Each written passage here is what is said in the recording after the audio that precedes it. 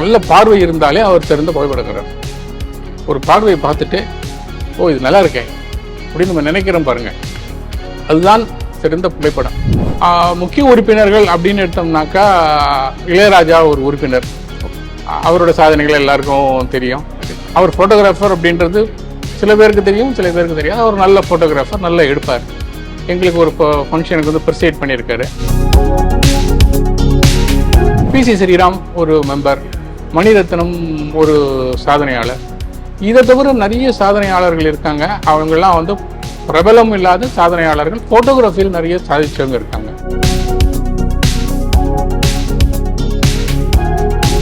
பார்த்து நீங்க பார்க்குறது யூனிக்காக பதிவு பண்ணுங்க. ஒன்று, எல்லாரும் எடுக்கிற கோணத்திலே நம்ம எடுக்கக்கூடாது. வித்தியாசமாக திங்க் பண்ணி வித்தியாசமாக எடுக்கணும். ஏஜ் குரூப் பார்த்தீங்கன்னா 10 வயசுலேருந்து 84 வயசு வரைக்கும் ஆட்கள் இருக்காங்க.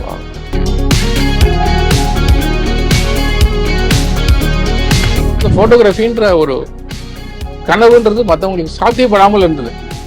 முன்னாடி சாத்தியப்படாமல் இருந்ததுன்னா கேமரா வாங்குறதுக்கு இல்லை. பட் இப்போ அது வந்து மொபைல் வந்ததுனால அது சாத்தியப்படுகிறது.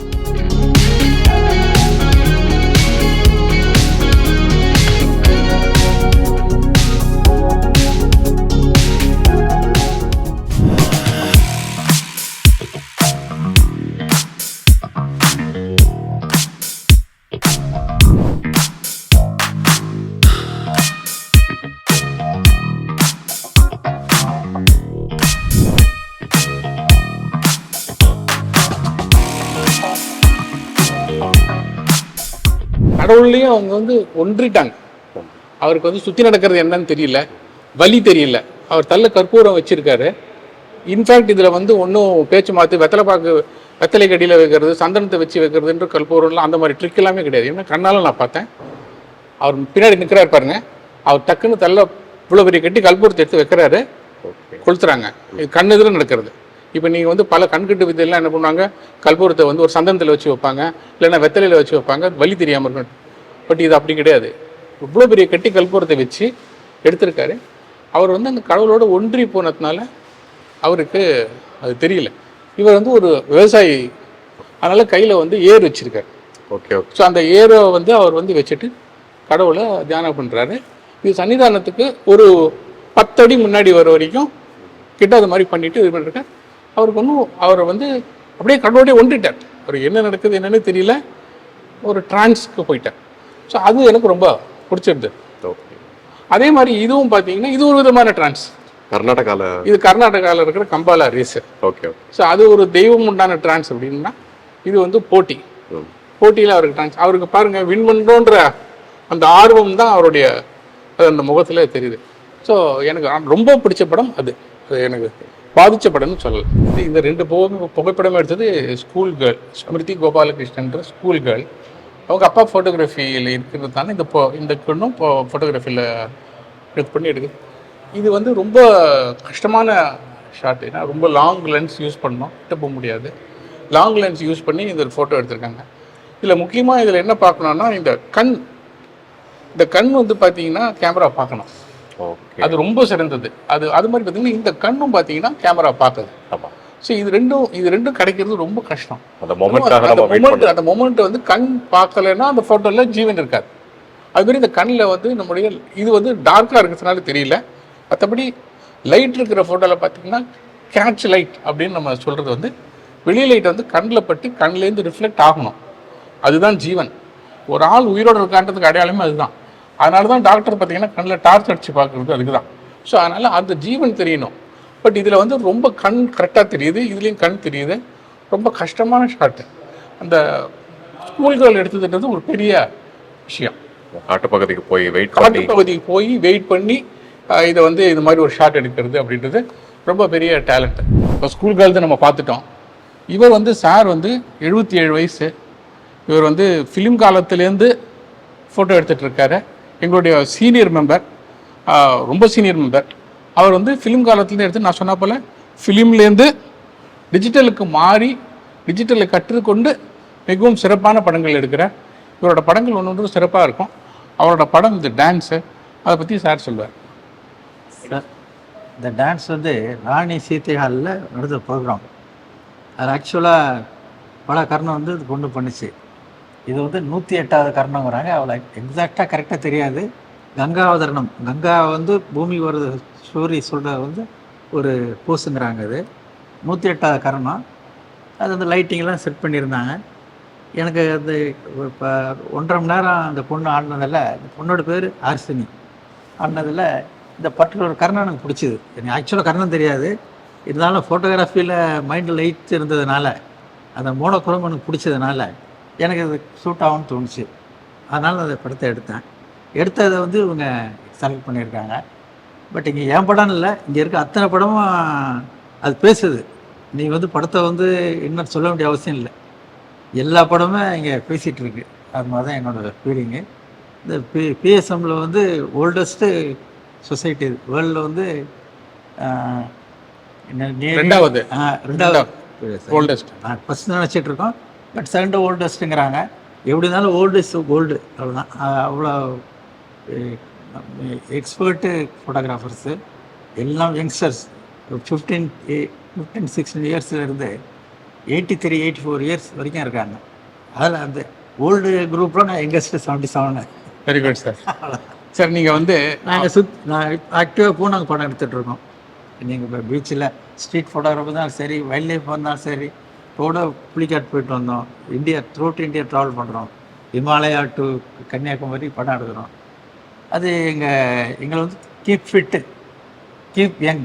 அது வந்து எங்களுக்கு ஒரு ஹெல்த்து மெயின்டைன் பண்ண முடியுது. மெயினாக ஃபிட்னஸுக்கு வந்து ஃபோட்டோ எடுக்கணும்னா கேமரா ஹேண்டில் பண்ணாலே உங்களுக்கு ஃபிட்னஸ் இருக்கணும். இப்போ நான் வந்து 200-500 லென்ஸ் ஹேண்டில் பண்ணுறேன் நிக்கான் பாடியில். அப்படிங்கிற ஒரு 3.5 கிலோ வருது. ட்ரைபாட் போட்டு பேர்டு எடுக்க முடியாது, ப்ராக்டிக்கல் ப்ரோக்ராம் உங்களுக்கு தெரியும், ஏன்னா லைனில் இருக்கீங்க, எடுக்க முடியாது. அதனால் ஹேண்ட் ஹெல்டு தான் எடுத்தாகணும். ஹேண்ட் ஹெல்டு எடுக்க ஷேக் வரக்கூடாது. ஷேக் வராமல் இருக்கணும்னா பாடி நல்லா இருக்கணும். பாடி நல்லா இருக்கணும், பிளட் சிஸ்டம் நல்லா இருக்கணும், பிரெயின் நல்லா இருக்கணும். அப்படிங்கிறப்போ ஒரு ஃபிட்னஸ் மெயின்டைன் பண்ண முடியாது. அதனால் இது வந்து ஒரு தெய்வாதீனமான ஒரு ஆர்ட் இது. அதான் என்னோட கன்க்ளூஷனு.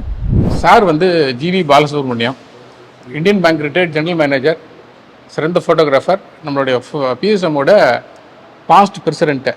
பிஎஸ்எம்மில் வந்து நம்ம இப்போ இந்த இன்டர்நேஷ்னல் சலூன், நேஷனல் சலூன்லாம் இப்போ பேசணும் இல்லையா, அதெல்லாம் எங்களுக்கு வரத்துக்கு காரணமாக இருந்தவரே சார் தான். கோவிட் பீரியடில் அவர் வந்து சலூன்னு ஒரு குரூப் ஆரம்பித்து அதில் சலூன் எல்லாரையும் பார்ட்டிசிபேட் பண்ணி வச்சு பண்ணார். அப்புறமா வந்து கோவிட் பீரியட்லேயும் அந்த கான்ஃபரன்ஸ் நிற்காமல் நடக்கிறதுக்கு அவர் வந்து எல்லாமே நம்ம வந்து வெப்பில் கான்ஃபரன்ஸ் பண்ணோம். ஸோ இது வந்து அவருடைய புகைப்படம். இப்போ நீங்கள் கேட்டீங்க வந்து ஒரு சிறந்த புகைப்படக்காரருக்கு என்ன வேணும்னு கேட்டதில் பார்வை அப்படின்னு சொன்னதில் இந்த படம் அதுக்கு ஒரு எக்ஸாம்பிள். சாரே வந்து அந்த படத்தை பற்றி எக்ஸ்பிளைன் பண்ணுவார். ஸ்ட்ரீட் ஃபோட்டோகிராஃபியில் ஒரு பெரிய ஜாம்பவான்னு சொல்லலாம். சார் வந்து அந்த படத்தை பற்றி எக்ஸ்பிளைன் பண்ணுவார். தேங்க்யூ லக்ஷ்மி நாராயண். இது வந்து கொசப்பேட்டில் எடுத்ததுங்க. இந்த விநாயகர் சதுர்த்தி டைமில் நிறைய விநாயகர் பொம்மையெல்லாம் டிஸ்பிளே பண்ணியிருப்பாங்க. ஒரு நாள் போயிருந்தோம். போன பார்த்து பார்த்தா நம்ம வந்து இப்போது இது வந்து இந்து கடவுள், இவங்க எல்லாம் பார்த்தீங்கன்னா ட்ரெஸ்ஸை பார்த்தீங்கன்னா முஸ்லீம்ஸ். இவங்க தே வாக் டுகெதர், அவங்க பக்கத்துலேயே போகிறாங்க, ஒன்றும் ரிசர்வேஷன் இல்லாமல் போகிறாங்க. I gave a title where faiths coexist. ரெண்டு மதமும் ஒரே டைமில் இருக்க மாதிரி இந்த படத்தில் தெரியுது. You can see that the Hindu god and the Muslim people walking பக்கத்தில். I thought this will be a good concept, then I took this photo. Pillaiyar இருக்கார், அந்த பக்கம் நிறைய பிள்ளையார்கள் இருக்கார், முஸ்லீம் இருக்கார். ஸோ மத கலவரம் பிள்ளையார்னாலே, பிள்ளையார் சக்தினாலே நமக்கு ஞாபகம் வருது பிக் ஸ்ட்ரீட்டு, ட்ரிப்ளிகேன், மத கலவரம் தான். அதெல்லாம் இல்லை அப்படின்னு காமிக்கிற அளவுக்கு இது ஒரு ஸ்டோரி சொல்லுது. அதுதான் ஸ்ட்ரீட் ஃபோட்டோகிராஃபியில் இம்பார்ட்டன்ட்.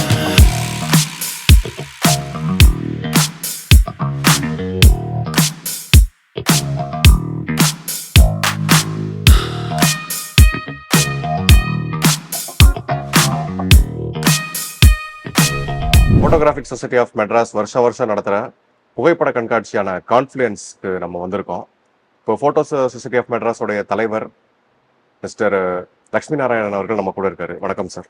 வணக்கம் சார். இப்போ ஃபோட்டோகிராஃபிக் சொசைட்டி ஆஃப் மெட்ராஸ் பற்றி ஒரு சின்ன இன்ட்ரோடக்ஷன் கொடுத்துருங்க. ஃபோட்டோகிராஃபி ஆஃப் மெட்ராஸ் வந்து 1857 ஸ்டார்ட் ஆன ஒரு ஃபோட்டோகிராஃபர்ஸ்க்கு உண்டான ஒரு அசோசியேஷன். 1857, அதாவது ஃபோட்டோகிராஃபி கண்டுபிடிச்ச 2வது வருஷத்துலேயே இது ஆரம்பிக்கப்பட்டு கிட்டத்தட்ட இவ்வளோ வருஷம் வந்துட்டு இருக்கு. நடுவில் கொஞ்சம் காலம் வந்து அது இண்டிபெண்டன்ஸுக்கு அப்புறம் கொஞ்சம் ஃபேட் ஆயிடுச்சு. திருப்பி அப்புறமா நாங்கள் எங்களுக்கு முன்னாடி இருந்த பிரசிடென்ட்ஸ் எல்லாம் 1970ஸ்க்கு அப்புறம் அதை ரினியூ பண்ணி எடுத்து அதை வந்து இப்போ நம்ம இது பண்ணிட்டு இருக்கோம். ஒரு 450லேருந்து 600 மெம்பர்ஸ் இருப்பாங்க. அதில் ஆக்டிவாக பார்த்தா ஒரு 150 மெம்பர்ஸ் இருப்பாங்க. எல்லாருமே வந்து இதில் வந்து ஒரு 5% 10% ப்ரொஃபஷனல் ஃபோட்டோகிராஃபர்ஸ். பாக்கி எல்லாரும் பார்த்தீங்கன்னா வெவ்வேறு ஃபீல்டில் இருக்கிறவங்க. பார்த்தீங்கன்னா நான் ஆடிட்டர் ப்ராக்டிஸ் பண்ணுறேன், டாக்டர்ஸ் நிறைய பேர் இருக்காங்க, இன்ஜினியர்ஸ் இருக்காங்க, அப்புறம் ஐடி கம்பெனியில் ஒர்க் பண்ணுறவங்க, இந்த மாதிரி வேரியஸ் ஃபீல்ட்ஸில் இருக்கிறவங்க வந்து அவங்களுக்கு வந்து மெயின் ஃபோட்டோகிராஃபின்றது பேஷன்னு சொல்லலாம். அதுக்கு மேலே ஒரு ஸ்டெப் போனால் எந்தூசியாசிஸ்ட் அப்படின்றது நம்ம சொல்கிறோம். அதாவது பேஷன்னா சாதாரணமாக ஒரு இதுவாக எடுக்கிறவங்க, இவங்க வந்து ஒரு எந்தூசியாஸ்டிக்காக கொஞ்சம் கற்றுட்டு எடுக்கிறவங்க நிறைய மெம்பர்ஸ் இங்கே இருக்காங்க. ஸோ இந்த மெம்பர்ஸ் ஆனால் ஆகப்பட்டது தான் இந்த சொசைட்டி. இப்போ கான்ஃப்ளூயன்ஸ் இந்த புகைப்பட கண்காட்சி வந்து எந்த வருஷத்துல இருந்து நடத்த ஆரம்பிச்சிருக்கீங்க சார்? இந்த புகைப்பட கண்காட்சி வந்து ஒரு 8 வருஷமா நடத்திட்டு இருக்கோம். நடுவில் 2 வருஷம் கோவிட் இருந்த போது கூட, ஹால் இல்லாமல் இருக்கும்போது கூட நாங்கள் வந்து ஃபார்மில் வெப்பில் நடத்தி அதில் வந்து இது பண்ணிட்டு இருந்தோம். ஸோ தொடர்ந்து ஒரு 8-10 வருஷமா நடத்திட்டு இருக்கோம். இப்போ போட்டோகிராஃபிக் சொசைட்டி ஆஃப் மெட்ராஸோடைய முக்கிய உறுப்பினர்கள் அவங்களோட சாதனைகளை பத்தி சொல்லுங்க சார். முக்கிய உறுப்பினர்கள் அப்படின்னு எடுத்தோம்னாக்கா இளையராஜா ஒரு உறுப்பினர். அவரோட சாதனைகள் எல்லாருக்கும் தெரியும். அவர் ஃபோட்டோகிராஃபர் அப்படின்றது சில பேருக்கு தெரியும், சில பேருக்கு தெரியாது. அவர் நல்ல ஃபோட்டோகிராஃபர், நல்லா எடுப்பார். எங்களுக்கு ஒரு ஃபங்க்ஷனுக்கு வந்து ப்ரிசைட் பண்ணியிருக்காரு. பிசி ஸ்ரீராம் ஒரு மெம்பர், மணிரத்னம் ஒரு சாதனையாளர். இதை தவிர நிறைய சாதனையாளர்கள் இருக்காங்க. அவங்கெல்லாம் வந்து பிரபலம் இல்லாத சாதனையாளர்கள், ஃபோட்டோகிராஃபியில் நிறைய சாதிச்சவங்க இருக்காங்க. எப்படின்னாக்கா இப்போ வந்து இன்டர்நேஷ்னல் கான்ஃப்ளூயன்சஸ், அதில் வந்து நிறைய அக்ரிடிஷன்ஸ் வாங்கி வந்து எல்லா ஃபோட்டோஸ்க்கும் அக்ரிடிஷன்ஸ் வாங்கி, பிஎஸ்ஏ ஃபியாப் அதிலெல்லாம் வந்து வாங்கி அக்ரிடிஷன் வாங்கி டைட்டில்ஸ் வாங்கிடுவங்க நிறைய பேர் இருக்காங்க. ஸோ இது வந்து அவங்களுடைய சாதனைகள். சர்வதேச புகைப்பட கண்காட்சிகள் எல்லாம் அவார்டு வாங்கினவங்க அவங்கள பத்தி இப்போ வந்து ரீசெண்டாக வந்து நாங்களே வந்து ஒரு 3 வருஷமா சலூன்ஸ் நடத்திட்டு இருக்கோம். இன்டர்நேஷ்னல் சர்வதேச புகைப்பட போட்டின்னு சொல்லலாம். சலூன்றது போட்டின்றது நடத்திட்டு இருக்கோம். அதில் வந்து எப்படின்னா எங்களுடைய கிளப்புலேயே நிறைய பேர் பார்ட்டிசிபேட் பண்ணி நிறைய அவார்டு வாங்கியிருக்காங்க.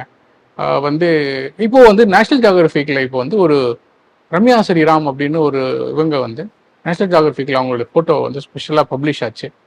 அவங்க வந்து எங்களுடைய மெம்பர் தான். இதுக்கு முன்னாடி ஒரு 4 வருஷம் முன்னாடி பத்மநாபன் அப்படின்றவரோட படமும் நேஷ்னல் ஜியோகிராஃபிக்கில் பப்ளிஷ் ஆச்சு. ஸோ இவங்கெல்லாம் ஒரு ஆல்ரெடி எங்கள் கிளப்பில் இருக்கிற மெம்பர்ஸ், சாதனை படைத்தவர்கள். சார், இப்போ கான்ஃப்ளூயன்ஸ்க்கு வந்து எந்த அடிப்படையில் வந்து சிறந்த புகைப்படங்களை வந்து தேர்ந்தெடுக்கிறீங்க சார்? இப்போ நாங்கள் வந்து ஒரு 150 மெம்பர்ஸ்லேருந்து 200 மெம்பர் வரைக்கும் எல்லாருக்கும் கால்ஃபேர் பண்ணி ஒரு 400 படம் வாங்குவோம். 400 படங்கள் அதாவது மொத்தம் வந்து இது வந்து 5 பிரிவாக பிரிச்சு, open colour, monochrome, wild life, street, monuments அப்படின்னு 4 இதுவாக பிரித்து அதில் 4த்துலேயும் ஒரு கேட்டகரியிலையும் அவங்க படம் கொடுத்து, அது சில ரூல்ஸ்லாம் வச்சுருக்கோம். அந்த ரூல் ஃபாலோ பண்ணி அவங்க வந்து படங்கள் கொடுப்பாங்க. இந்த படத்தை வந்து 3 ஜூரார்ஸ் வந்து ஜட்ஜ் பண்ணி, ஃபர்ஸ்ட் டைம் ஃபில்டர் பண்ணி, திருப்பி செகண்ட் டைம் ஃபில்டர் பண்ணி, நல்லா இருக்கிற படங்களை செலக்ட் பண்ணி, அந்த 400 படத்துலேருந்து எவ்வளவு படம் அந்த மார்க் வாங்குதோ அந்த படங்களை செலக்ட் பண்ணி அவங்க கொடுப்பாங்க. ஜூரார்ஸ் வந்து தேர்ட் பார்ட்டி, கிளப்லேருந்து ஒரு ஆள் இருப்பாங்க, மற்ற 2 பேரும் வெளி ஆட்கள், வெளி கிளப்லேருந்து இருப்பாங்க. ஸோ அவங்க செலக்ட் பண்ணி கொடுக்குற படங்களை நாங்கள் வந்து அப்புறமா அதை பிரிண்ட் போட்டு இங்கே டிஸ்பிளே பண்ணுவோம். ஸோ இது வந்து ஒரு தகுதியின் அடிப்படையில் சிறந்த படங்கள் மட்டும்தான் இங்கே நாங்கள் டிஸ்பிளே பண்ணுறோம். இப்போ எந்தெந்த ஏஜ் குரூப்ல வந்து இங்கே உறுப்பினர்கள் இருக்காங்க சார்? இங்கே வந்து ஏஜ் குரூப் பார்த்தீங்கன்னா 10 வயசுலேருந்து 84 வயசு வரைக்கும் ஆட்கள் இருக்காங்க.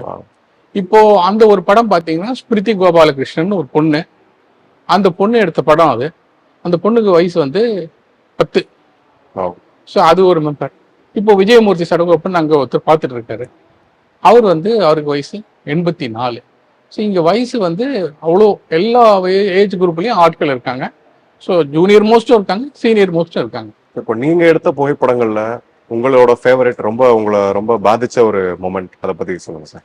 நிறைய. இப்போ நான் வந்து எப்படின்னாக்கா அப்படி சொல்லணும்னா வைல்ட் லைஃப்பில் நிறைய படம் எடுத்தது பாதிச்சதுன்னு சொல்லலாம். எனக்கு ரொம்ப பர்சனலாக பிடிச்சிருந்து எடுத்தது அப்படின்னா, படம் எடுத்ததை விட அந்த அட்மாஸ்பியர் சர்க்கம்ஸ்டன்சஸ் பிடிச்சிருந்ததுனாக்கா குலசை தசரா ஃபெஸ்டிவல். ஓகே. அங்கே வந்து எனக்கு அந்த ஃபோட்டோகிராஃபியோட பிடிச்சிருந்தது என்னன்னா அவங்களுடைய பக்தி, அவங்களுடைய பிலீஃப்.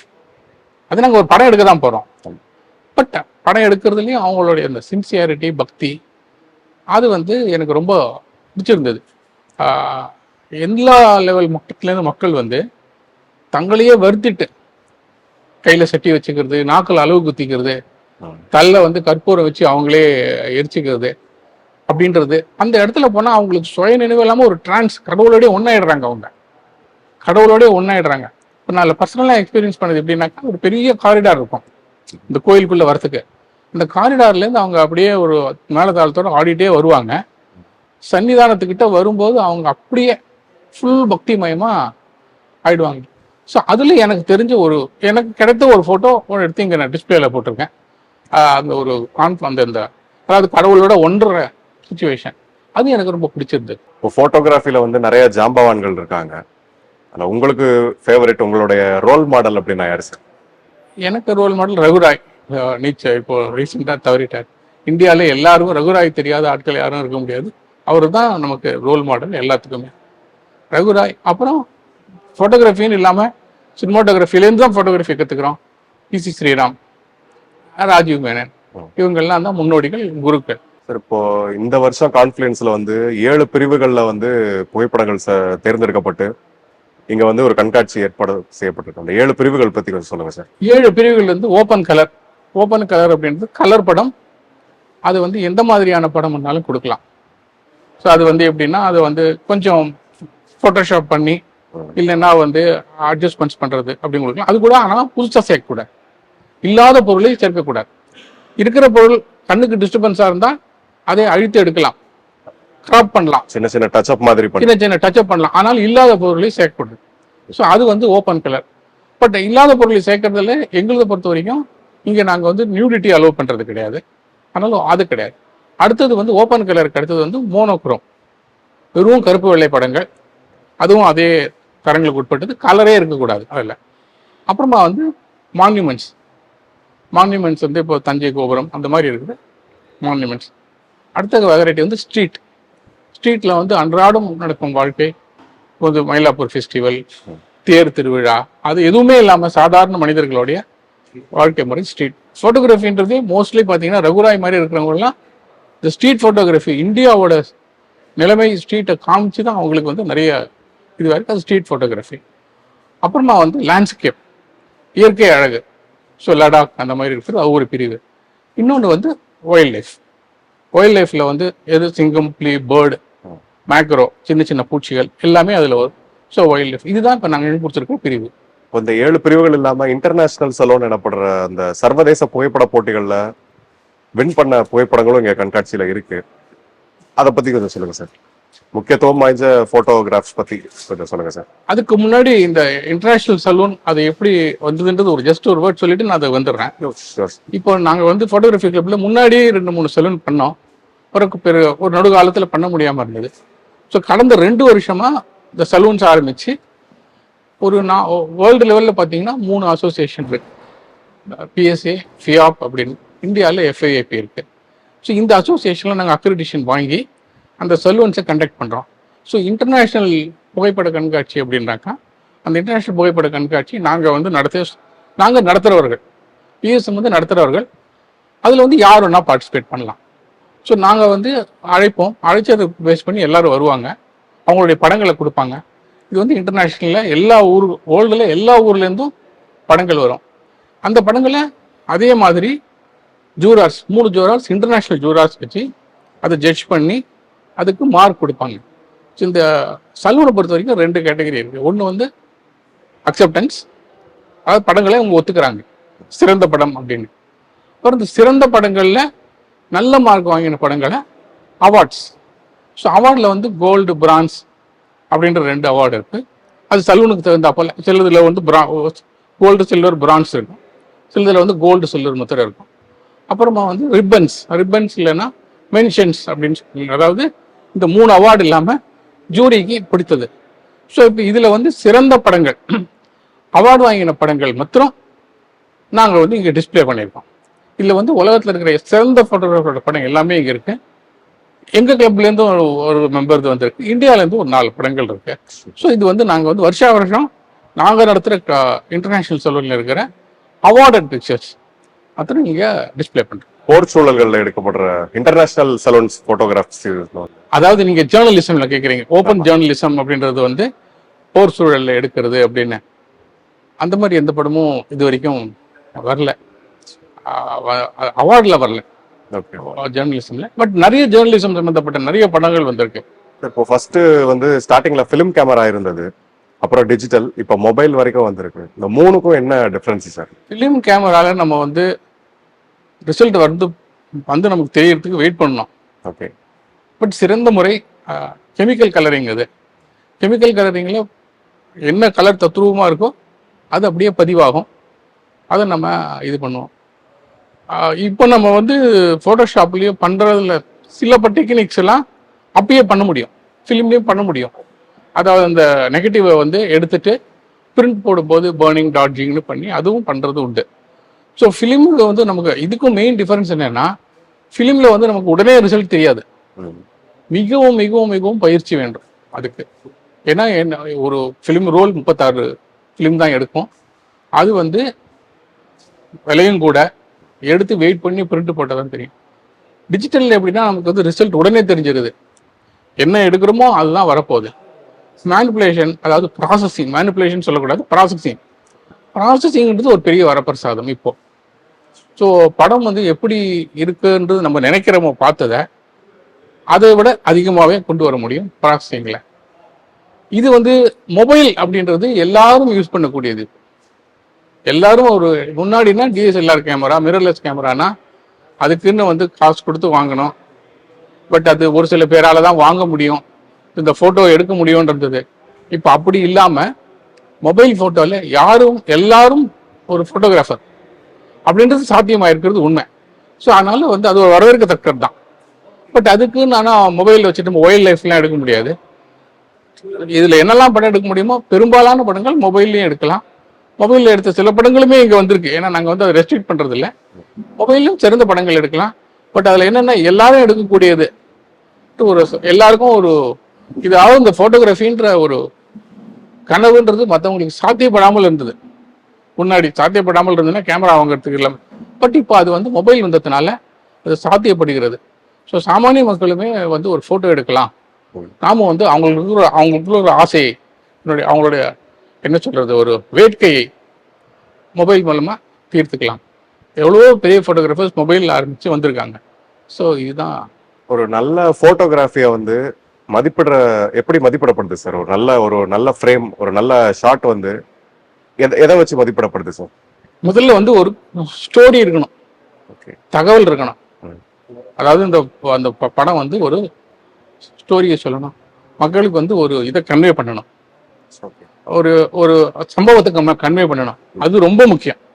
அது இல்லாம என்ன டெக்னிக் இருந்தாலும் அந்த படமே வந்து அந்த கதையை கன்வே பண்றாங்க, அந்த கதையை கன்வே பண்ணணும். படம் கதையை கன்வே பண்ணாம ஒரு ஸ்டாட்டிக் இமேஜ் அப்படின்னு சொல்றோம். ஸ்டாட்டிக் இமேஜ்ல ஒரு ஆர்டினரி இமேஜ் என்ன டெக்னிக் போட்டாலும் அது எடுபடாது. இன்னொன்று வந்து கலர்ஸ் பளிச்சுன்னு இருக்கணும், ஃபோக்கஸ் கரெக்டாக இருக்கணும், பிக்சர்ஸ் வந்து ரொம்ப கன்ஜஸ்டடாக, ரொம்ப கன்ஃபியூஷன்ஸ்லாம் இல்லாமல் சப்ஜெக்ட் வந்து கிளியராக இருக்கணும். இதுதான் ஒரு சிறந்த ஒரு புகைப்படம். பார்த்த உடனே நமக்கு தோணும் இது நல்ல படம் அப்படின்னு. எப்படின்னா அதில் இருக்கிற கருத்து தான் ரொம்ப முக்கியம். ஒரு நல்ல புகைப்பட கலைஞர் ஆகிறதுக்கு தேவையான தகுதிகள் என்னென்னு நினைக்கிறீங்க? ஒரு மூத்த புகைப்பட நல்ல பார்வை இருந்தாலே அவர் சிறந்த புகைப்படக்காரர். ஒரு பார்வையை பார்த்துட்டு ஓ இது நல்லா இருக்கே அப்படின்னு நம்ம நினைக்கிறோம் பாருங்க, அதுதான் சிறந்த புகைப்படம். அது நம்ம மனசுல நம்ம முதல்ல புகைப்படமா எடுத்துக்கிறோம்.